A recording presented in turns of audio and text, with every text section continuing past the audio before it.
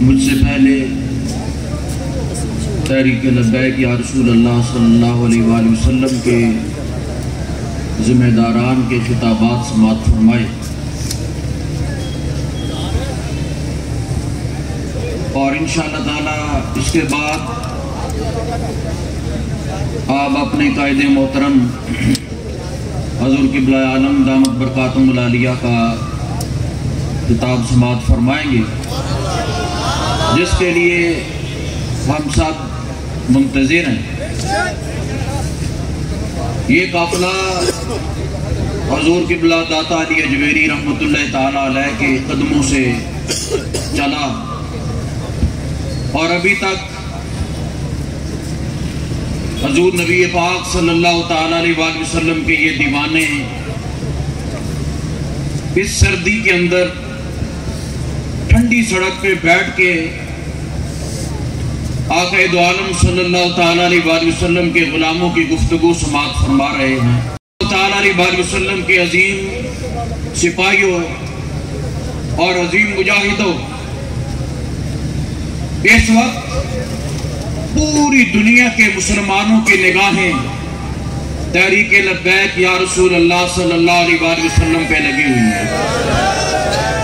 پوری دنیا کے مسلمانوں کی نظریں جو ہیں وہ تحریک لبیک یا رسول اللہ صلی اللہ علیہ وآلہ وسلم پہ لگی ہوئی ہیں، اور جو ہمارے نوجوان باہر کے ممالک سے رابطہ کرتے ہیں وہ ہم سے زیادہ بے چین وہاں بیٹھے ہیں جہاد کرنے کے لیے۔ اور ہمارا جو گاؤں ہے اوان شریف، یہ تقریباً بارڈر کے بالکل قریب ہے، اور صوبہ پنجاب کا آخری گاؤں ہے اوان شریف، اور اس سے تقریباً آدھا میل کے بعد کشمیر کا سلسلہ شروع ہو جاتا ہے۔ اور اب جب رات کا ٹائم ہوتا ہے، آپ یقین جانیں کہ گولوں کی آوازیں اس طرح آتی ہیں کہ جس طرح بالکل قریب جنگ جاری ہے اور جنگ لگی ہوئی ہے۔ تو جو وہاں یہ کشمیر کے اندر جو کچھ ہو رہا ہے نا، یہ تو اس ظلم کی تو کوئی مثال پیش نہیں کر سکے گا قیامت تک، لیکن جو کشمیر کے بارڈر کے قریب جو لوگ رہتے ہیں حضرات گرامی، جو ان کے ساتھ اکثر ہو رہا ہے اور جو ان کے ساتھ جو حالت ہو رہی ہے